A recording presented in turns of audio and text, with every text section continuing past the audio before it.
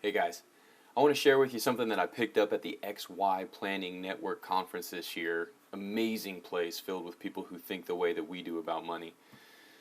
This is my first little video podcast or blog piece or whatever you want to call it, so bear with me if you would. But I really need to share something that speaks a little bit to why I'm doing business the way that I'm doing business. Full shout out to Joshua Sheats of Radical Personal Finance. If you're not listening to a podcast right now about personal finance, or even if you are, whether you're in the industry or you're just an individual, check out Radical Personal Finance on iTunes or Stitcher or wherever you find stuff. I know Josh has his own app. You can Google it too. He showed some of these graphs. I went through and just as a way to reconfirm how I felt about them, I built them out in Excel myself.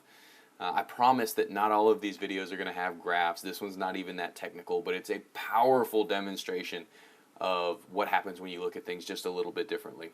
So what we're going to look at is what has been the history of how things have been planned for financial advising so far.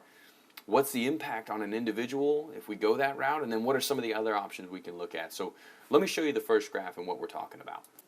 So like I said, I promise we're not always going to have graphs and things like that. I know this can get boring, it doesn't work for everybody, but this was hugely powerful when I saw it, and I want to share it with you. I hope you find it the same. Let's look at who we're talking about here. Our guinea pig for this is someone earning $40,000. They're just starting out in their career.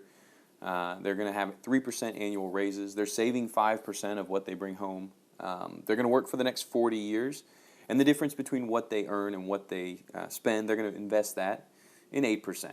Right? So let's look at what that looks like over this person's earnings lifetime. If you look at this graph, you can see this is what that growth pattern looks like. And over their entire lifetime, if they're saving that amount, they're going to end up with a final balance in whatever vehicle, let's call it the IRA, of $828,000 and change. That's great. They've made some responsible decisions. My experience has been now, if this person walks into a typical financial advisor's office, when it comes to improving that final balance number, the first conversation that the advisor is going to have is, well, you're young, let's take a look at maybe how you're allocated. Maybe we can allocate you a little bit more aggressively for this retirement money. Maybe you still have some guys out there who are saying, hey, I can get you 1% more out of your investments. Let's see what that looks like, whether it's an allocation change or someone who's just finding ways to generate 1% more.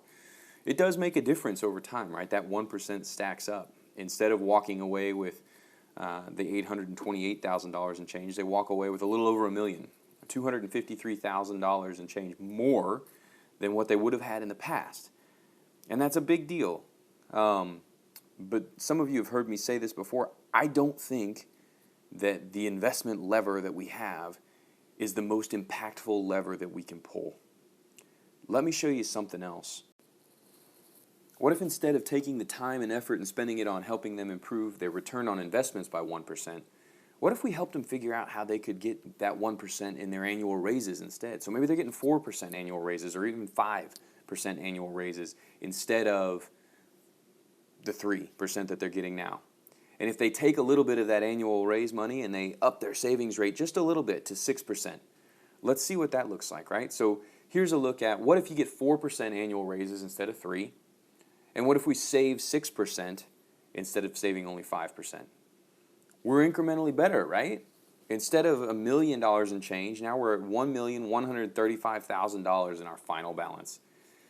And I hear what some of you are saying already. Well, Tony, that's great, but it only had a $53,000 impact, almost $54,000. What's the big deal? I don't think that the big deal is in that final balance number. I think it's this. Look, not only did we increase that final balance, but I'm going back here to that 9% return on investment piece. Look at how much that person earned in their lifetime. $3,016,000 and change. They spent $2.865 million to end up with that balance that we saw earlier. But look at this. When we go back and we look at the 4% annual raises and 6% savings rate, we increased their savings rate, but we also increased their earnings rate. So they earned $3.8 million over their lifetime, and they only spent $3.5 million. They spent $700,000 more on their lifestyle, right? The day-to-day stuff than they had to spend when they had that 9% increase, and they still walked away with more money at the end of this in their final balance. I think that's huge, because the part of this that's exciting, right, in these graphs, for those of us who get excited about them, is out here at the end where you see these big jumps in years 35 through 40 in this case. It's really boring in years 1 through, say, 25, where we're getting these small incremental increases. But being able to spend more money during that time on our lifestyle and have a better life then and still walk away with more, I think that's absolutely huge. It's not a conversation that a typical financial advisor has. Let's talk about another conversation that a typical financial advisor doesn't have. When we talk to people now about working, every time the conversation about working a little bit longer comes up, it's typically because people can't afford to quote-unquote retire. I want to say a little bit something here about retirement at this point. It's something that a few of us in the industry recognize. There's probably a lot of us, but my experience has been that those people who want to retire, who are really excited about retiring, they're never going to have the money to do it. They're working hard, they're socking away money into the 401k or the IRA, but they just never seem to have it, especially around that age 65 number. The people who do have the money to retire, on the other hand, again, it's been my experience that they don't want to retire. I think that wealth comes as a side effect of a life well lived. So you get these people who learn to align their work with the other parts of their life, their spiritual needs, their social needs, their family needs. They build this business that they don't have to or want to walk away from at age 65. And because they're so engaged in the work that they're doing, because it lines up with their life, they accrue the money that some other people are looking for. So what if you had a financial advisor who could sit down with you and talk to you about finding that work that aligns with your life? What if you could work 5 more years because you wanted to work 5 years? Remember, just a minute ago I said that the exciting part of these graphs, for those of us who get excited, come at the end. And if we tack on years purely to the end, look at the impact of this. So this is what it looks like if we take that same individual, we take them back to just the 3% annual raises, we take them back to just earning 8% on their investments, just the baseline, only we add 5 more years to the end of this thing. They add another $450,000 or so, $448,000 to the end of this, to their final balance. And I think that's absolutely amazing. Meanwhile, remember, in this case, they added that $450,000 doing work they love. It goes back to having something in those years before we start making those amazing jumps that we can live with and enjoy. It's not a beat down to go to work every Monday morning, right? The next thing that I want to look at, right? We talked about, okay, well, what happens if we can find some work that we enjoy doing for a little bit longer? What happens if we look at being able to earn our increases a little bit faster or a little bit larger? Can we change the numbers at the beginning of that formula? What if instead of $40,000, this client earns $50,000 to start with, just to start, right? There's a lot of different ways that we can look at that, but what if they invest a little bit in themselves and they find a way to start? Take a look at this. This is a comparison between someone who starts at $40,000 versus someone who starts at $50,000. Over their lifetime, that individual that starts at $40,000 is going to earn $3,016,050, give or take with our assumptions. Just starting at that $50,000 starting salary, no faster increases, nothing. It's still 3% raises. They're going to earn $3.77 million.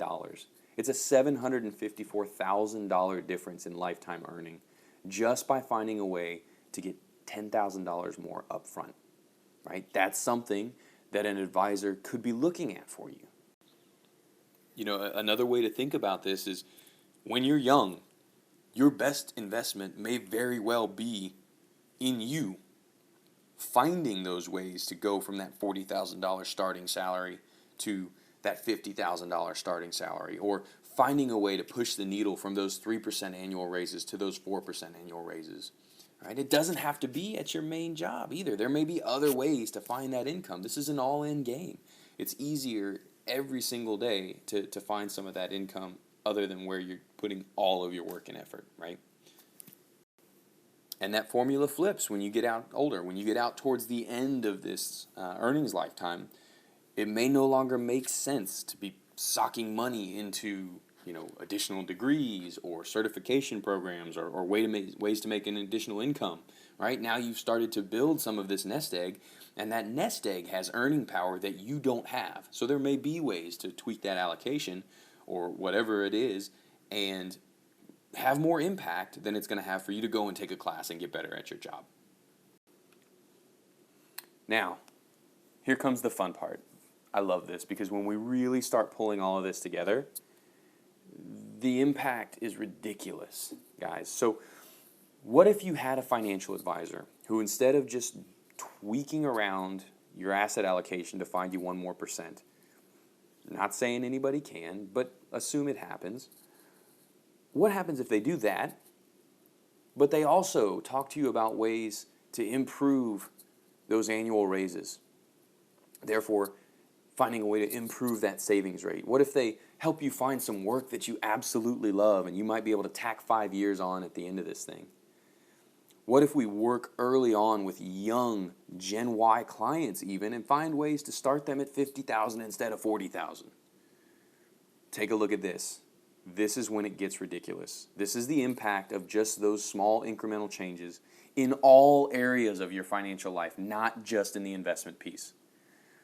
Those little colored bars that you see down there, that's everything you've seen before in these graphs before this. Just by adding on all of these together, we're following these yellow bars. It's an income difference that's 4 times. That final account balance is 4 times what it was in the original model, right? That baseline model. Pulling one lever is not enough. You have to be with an advisor who's working in all of these areas. The point is, there are ways to affect more than just one of these numbers. And this is why True Life Financial Planning exists. So I hope you found this as informative as I did. I hope it raised your hackles a little bit. I hope it gets you excited to work on these things. Go in, talk to your financial advisor, see if they're having a conversation with these, see what they can do to help you out. If you need resources, there's plenty out there. I'll make sure that we get some information in the comments section for this blog post that has some resources on where you can work on these other things. Thanks a lot for your time.